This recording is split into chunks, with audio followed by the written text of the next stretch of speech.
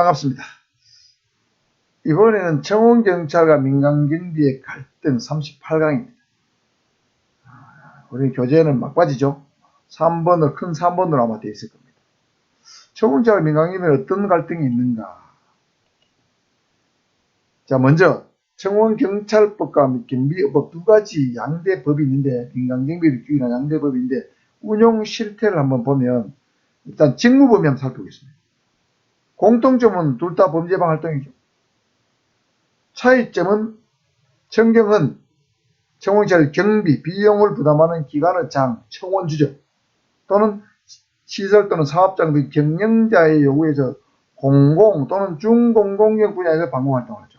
청원경찰은 주로 어디 합니까? 시청, 구청, 군청, 이런데, 그 다음에 공항, 항만, 원자력 발전소 이런 데 공공시설에 주로 하죠. 근데 민간경비는 경비업자가 경비원을 고용하여 특정 고객으로부터 받은 보수만큼 사적인 분야에서 범죄 활동하죠. 주로 아파트, 시설경비는 아파트죠. 주로 아파트가. 아파트 경비를 담당하는 시설경비업자가 제일 많습니다. 신변보호업도 있지만 신변보호는 좀 적고요. 호송경비 좀 있습니다. 은행에 예를 들면 ATM기에 돈을 갖다 놓고 빼고 하는 그런 거 제일 많죠. 호송경비. 기계경비. 그렇죠? 기계경비업체는 규모가 좀 크죠. 그 다음에 특수경비, 공항항만이 있습니다. 공항항만에는 청원경찰과 특수경비원이 동시에 들어가서 핵심 시설은 청원경찰이 있고 그 외곽 울타리는 주로 특수경비원이 경비를 서는 형태가 우리나라는 좀 많습니다. 기관마다 조금 다르지만.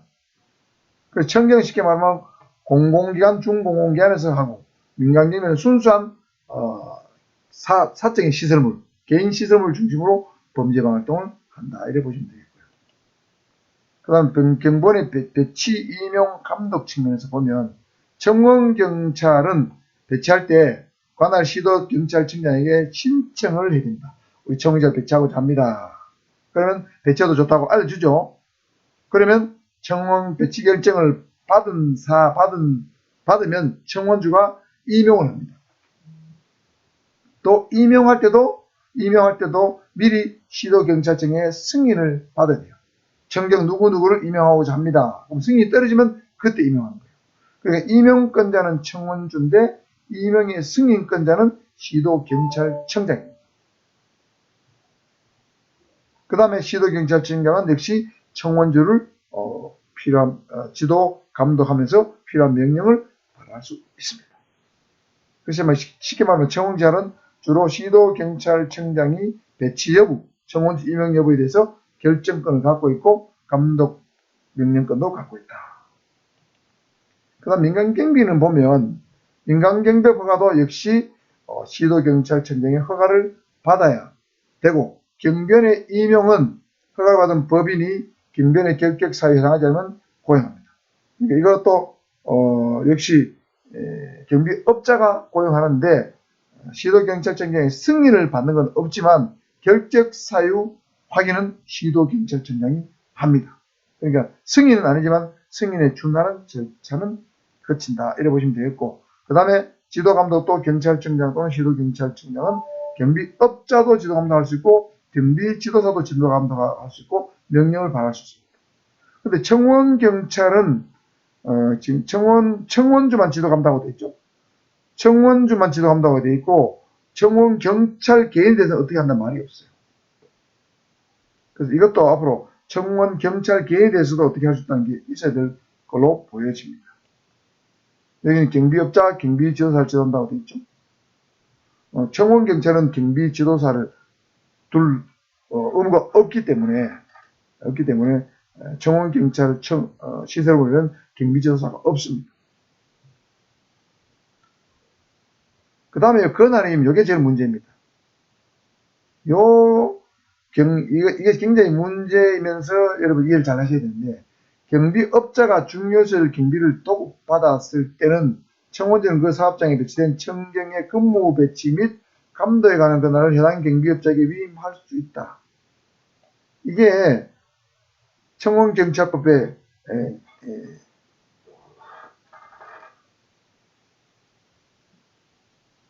나와 있어요. 청원경찰법 시행령 19조 1항에 요 규정이 나와 있습니다. 요 규정이 이게 굉장히 좀 애매한 규정이에요. 예를 들면 김해공항에 특수경비업자하고 청원경찰이 같이 들어가 있는데, 만일에 특수경비업자가 김해공항 전체의 중요시설 경비를 도급을 다 받았으면 거기에 이미 들어간 청원경찰은 가면 그렇다면 누가 근무 배치하고 감독할 건가? 원래는 청원주가 해야 되죠. 그런데 그 시설 전체의 경비를 경비업자, 특수경비업자 A가 받았다고 치면 거기는 청원경찰의 근무 배치 감독 권한을 해당 특수경비업자에게 위임할 수 있다는 뜻입니다. 그러면 이런 걸 해가지고 문제가 발생할 소지가 있어요.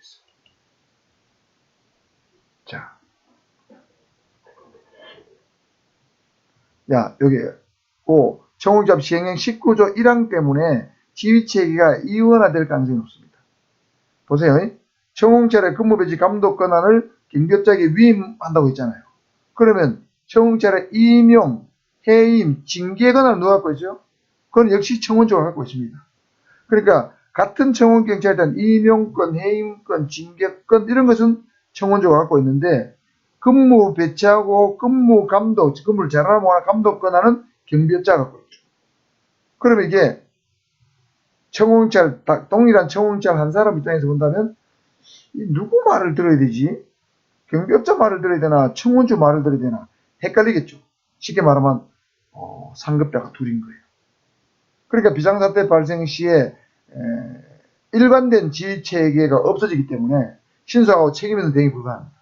예를 들면 국가중요시설에 북한에서 특작부대를 보내서 시설 기습했다고 쳤을 때 이게 누구 명령을 받아야지? 이런 문제 생길 수 있습니다. 이 청경법 시행령 19조랑 때문에 그래요. 제가 볼 때는 실무적으로 이런 일이 일어날 가능성이 거의 없습니다. 근데 이 규정은 사실은 제가 볼 때 폐지해야 될 규정인데 법에 살아있다 보니까, 시행령에 살아있다 보니까 지휘체계 이런 문제가 발생한다. 저는 이 규정은 현실하고 맞지 않기 때문에 없애야 된다고 생각합니다. 그 다음에 아까 말씀드렸듯이 청원경찰은 청원주가 임명한 유능한 자, 이거 누구냐면 경비조사는 없습니다. 보통 청경대장이 청원경찰을 지도감독이에요. 그 민간경비는 경비업자가 고용한 경비조사를 하죠. 이런 점에서 좀 차이가 있다. 그 다음 보수 수준을 살펴볼까요? 청원경찰은 근본적으로 경비원보다는 보수가 좀 셉니다. 많습니다. 한마디로 말하면. 청원경찰은 기본적으로 보수를 줄 때 기준이 경찰청장이 순경의 보수를 감안해가지고 매년 12월에 얼마 이상을 줘라고 고시를 합니다. 그게 최저부담 기준액입니다. 예를 들면 순경이 예를 들면 2023년도 12월에 고시했다고 칩시다. 그럼 2023년 1월부터 순경은 최소 220만 원 이상을 줘라. 이러면 청원주는 청원경찰에게 무조건 최저 220만 원 이상을 줘야 돼요. 210만 원, 209만 원 주면 안 됩니다. 최소 금액을 정해주는 거죠. 근데 이 경비원은 경비업체하고 고객 간의 자유로운 경비 도급계약에서 결정되기 때문에 이 업체가 고객으로 돈을 많이 받으면 경비원한테 많이 줄 것이고, 돈을 적게 받으면, 즉 도급 금액이 적으면 경비원한테 적게 줍니다. 물론 최저임금 이상은 주겠죠, 경비원도. 그러나 전반적으로 제가 우리나라 현실을 봤을 때 청원경찰은 경비원보다는 많이 줍니다. 경비원은 최저 시급에 해당하는 금액 곱하기 근무일수 곱하기 시간 계산해 줍니다. 그래서 하는 일은 비슷한데 청원경찰을 우대하고 있다. 예를 들면 우리 한국은행 청원경찰 최고 고참쯤 되면 연봉 1억 넣는다 하더라고요. 수당도 셉니다.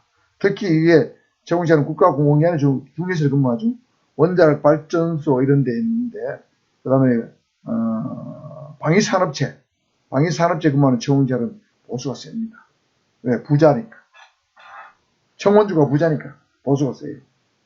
경비원들은 제가 볼 때는 뭐 거의 최저임금 수준이고 기획임금제는 조금 더 주겠죠.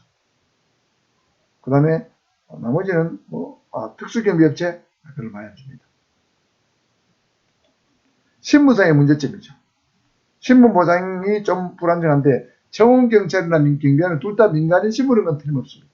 그러나 청원경찰은 가끔은 공무원으로 본다는 규정이 있죠.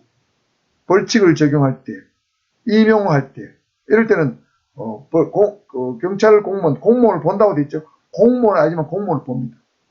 그 외엔 다 민간인으로 봐요. 그리고 청원경찰은 경우에 따라서 민간인에다가 공무원 아니지만 공무원 신분을 적용받기도 하는 경우가 있지만 경비원은 일반 경비원은 시효, 신기특 어느 누구라도 이 사람은 언제나 항상 민간인이에요. 공무원 신분을 적용받는 경우가 없습니다.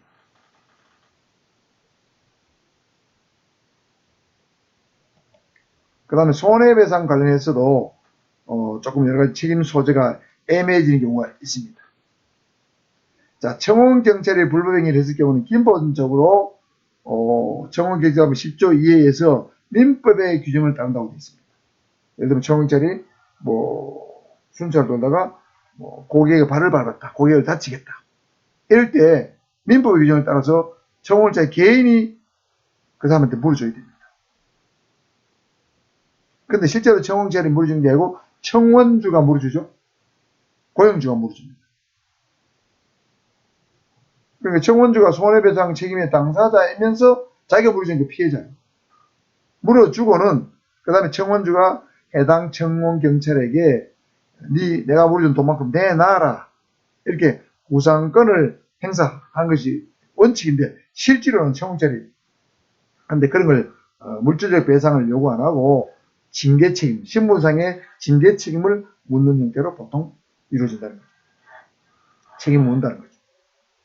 그 다음에 경비원의 불법행위, 시효, 신기특 경비업체의 경비원의 불법행위를 했을 경우에는 법에 이렇게 되어 있습니다. 경비법 26조에 보면 경비업자는 경비원의 업무 수행 중 고의가실로 경비 대상에 손해가 발생한 것을 방지하지 못한 경우나 3자에게 손해를 입은 경우는 그 손해를 배상해야 된다.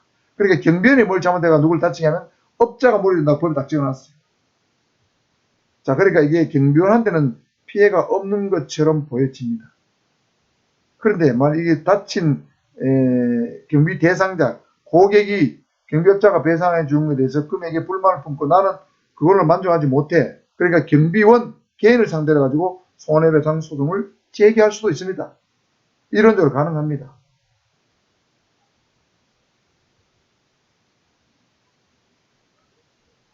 가능한데 과연 법에 이렇게 되기 때문에 경비원이 책임을 지려 하겠느냐, 손해를 배상해 주려 하겠느냐 하는 문제가 있다는 거죠.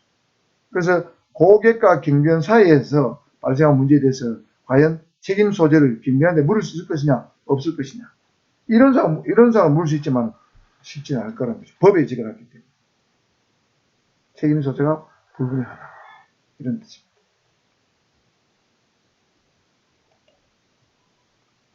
무기에 관련 문제점입니다. 청원경찰이나 특수경비원은 총기를 휴대하거나 사용할 수 있도록 법적 근거가 있습니다. 시효, 신기는 업체에 있는 경비원은 안 되지만 특수경비원은 가능합니다. 그런데 실제로 무기를 휴대하거나 사용하게 되어 있는데 이게 사고 날까 싶어서 총기를 거의 꺼내지도 않아요. 교육훈련도 별로 안 해요. 총기가 있으나 많아요. 전쟁 났을 때 과연, 또는 테러가 났을 때 과연 제대로 대응할 수 있겠느냐, 이런 문제가 있다는 거죠. 그 다음에 교육훈련의 문제점입니다. 자, 청경은 신임교육을 2주 76시간을 받고 직무교육은 월 4시간 이상 받도록 되어 있습니다. 그 다음에 일반 경비원은 신임교육을 24시간 받고 직무교육은 월 2시간 이상, 특수경비원은 신임교육을 88시간, 직무교육은 월 6시 이상 받도록 되어 있습니다. 자, 여기서 보면 다 교육훈련을 의무적으로 하도록 되어 있지만은 교육장소, 교육시설, 교육여건, 교관 여러 면의 차이가 있습니다. 아마도 특수경비원 교육을 하는 교관이 가장 실력이 좋고 교육시도도 잘 되어 있습니다. 그 다음엔 청원경찰, 세 번째가 일반경비원입니다. 제가 볼 때. 그런데 청경이 보세요. 특수경비원이 신임교육 88시간 월 6시간이고 청경은 76시간 4시간이잖아요. 특수경비원이 신임교육, 직무교육 둘 다 많이 받고 있습니다. 그럼에도 불구하고 보수는 청경을 많이 줘요. 교육시험만 본다면 특수경비원을 우대해야 되는데 청경을 사실은 더 우대하고 있으니까 상호 모순된다는 거죠. 그래서 앞으로는 제가 볼 때는 이게 청경의 교육시간을 더 느리고 특수경비원의 교육시간을 줄여야 될 것 같아요. 88시간 너무 많고 요거를 76시간, 요걸 4시간 하고 여기 청원경찰 신임교육을 88시간, 직무교육을 월 6시간 이상 하는 게 맞지 않겠는가, 저는 그렇게 생각합니다. 복장에 대한 문제점입니다. 청원경찰법에 보면 청원경찰은 근무 중 제복을 착용하는 게 원칙이다. 단 배치제 특성으로 인해서 특수복장을 착용할 필요가 있을 때는 시도청장의 승인을 받으면 특수복장을 착용할 수 있다. 이렇게 되어 있습니다. 경비업법에 보면 경비원의 제복은 경찰 공무원 또는 군인의 제복과 색상과 표지장이 명확히 구별되어야 되고 다만 근무지역 및 내용에 따라서 경비원을 하여금 제복의 복장을 착용하게 할 수 있다. 이거는 시도경찰이 승인을 받는데 경비업법은 승인의 말이 없죠. 근무 내용에 따라 경비원은 제복의 복장을 착용할 수 있다. 그래서 이 청경의 복장하고 민간 경비원의 복장이 사실은 보면 많이 다릅니다. 청원경찰은 보면 복장이 좀 깔끔하죠. 그리고 계급장도 정경대장, 반장, 조장 등은 계급장도 달고 옷도 좀 깔끔하고 이렇게 좀 품위가 좀 있어 보이죠. 근데 민간 경비업체의 복장들 보면 대체로 좀 품위가 떨어져요. 다만 요즘 고급 아파트의 경비를 맡은 경비원들에 대해서는 경비 고객들이 조금 수준 높은 걸 요구해서 굉장히 깔끔한 복장으로 젊은 친구들이 경비를 하는 걸 많이 볼 수 있습니다. 그 외에 나머지 조금 이렇게 좀 그렇고 그런 어떤 시설에는 경비원들 복장이 조금 약간 구질구리한 측면도 없지 않아 있습니다. 그래서 이 복장과 장구, 복장 문제에 대해서도 조금 서로 간에 좀 격이 맞도록 좀 조정할 필요가 있다. 개선할 필요가 있다. 이렇게 하는 게 좋지 않겠는가 생각합니다.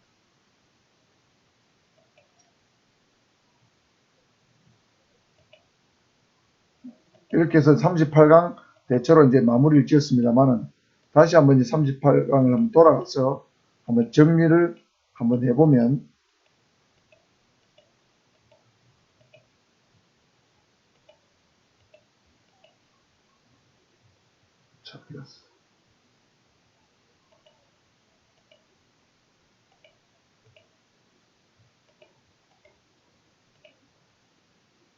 청원경찰 민간경비의 어떤 갈등 요인이 존재한다는 거죠.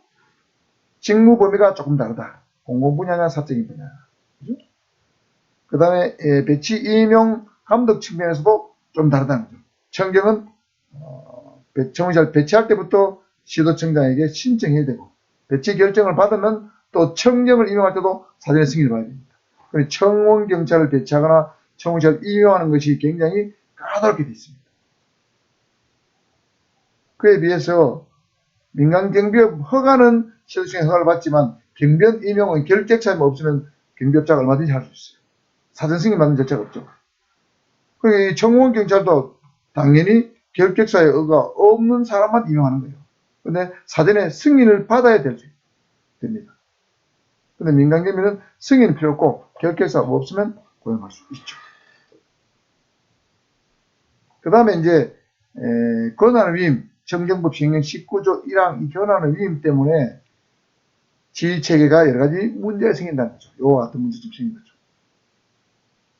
그래서 19조 1항 때문에 청경에 대한 근무 배치 감독 권한은 경비업자가, 임용 및 해임 징계 권한은 청원주가 갖고 있어서 유사시에 잘 대응하지 못한다.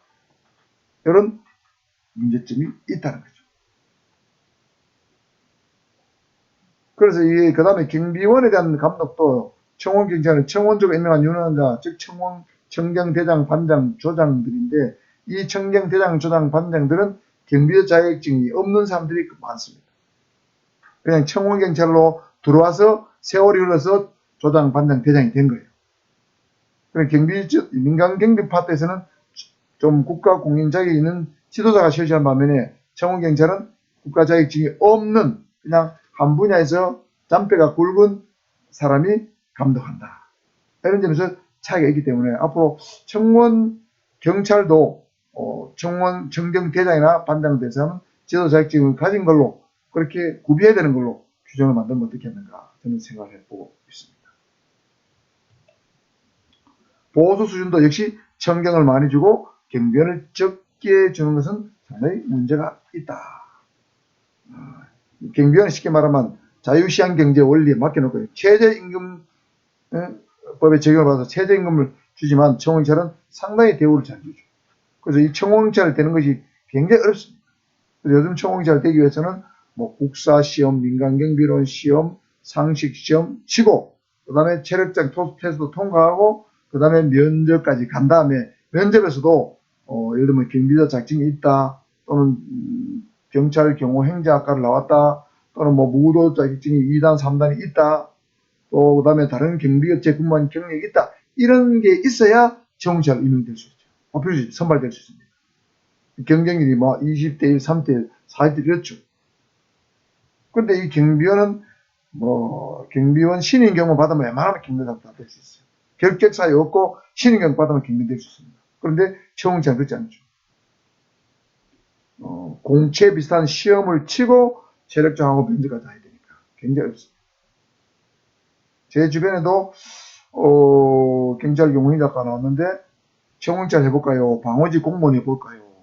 뭘 해볼까요? 어떻게 좋겠습니까? 묻는 사람이 있습니다. 그러면 제가 이러이러한 요건을 갖춰야 이해가 될 수 있다. 알려줍니다.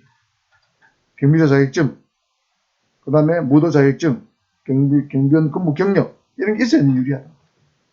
알려줍니다.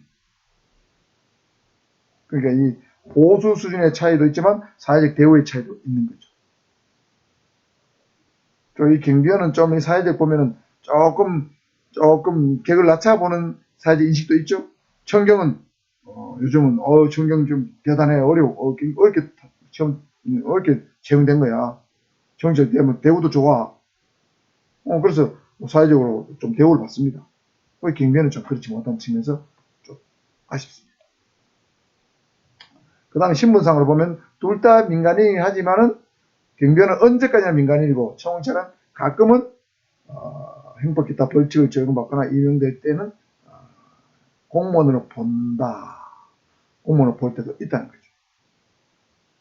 그 다음에 이제 손해배상 관련해서 청원경찰 불이행을 말씀드렸는데 요거는 민법의 규정을 따르는 것은 국가나 자치단체 또는 공공기관 이외의 곳에 근무하는 청원경찰은 민법의 규정을 따르지만 국가나 자치단체 공공기관에 근무하는 청원경찰의 불이행인 경우는 민법을 따르지 않고 국가배상법을 적용하죠. 이때는 청원경찰의 신분을 공무원으로 보는 걸로 봐야 됩니다. 공무원 또는 공무수탁사인으로 본다는 거죠. 앞에 말한 청원경찰의 신분의 이중성, 이거는 벌칙 적용할 때 임용할 때뿐만 아니고 국가나 자치단체 근무하는 청경의 경우에도 공무원을 보기 때문에 공무수탁사인을 보기 때문에 청원경찰 신분은 좀 아리까리합니다. 민간인인 듯하면서 공무원인 듯한 또는 공무수탁사인인 듯한 그런 카멜레온 같은 신분을 갖고 있다고 보시면 되겠습니다.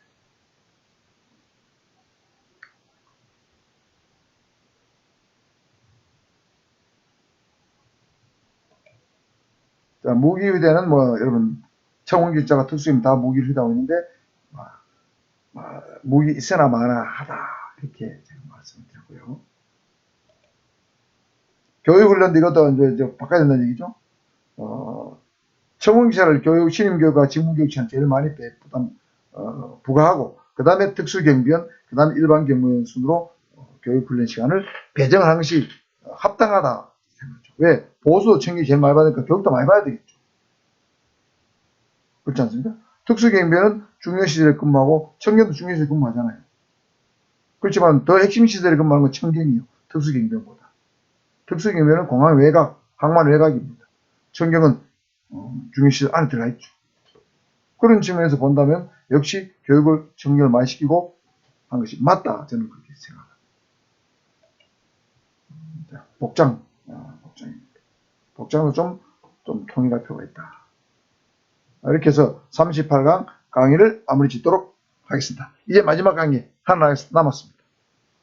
자, 마무리 잘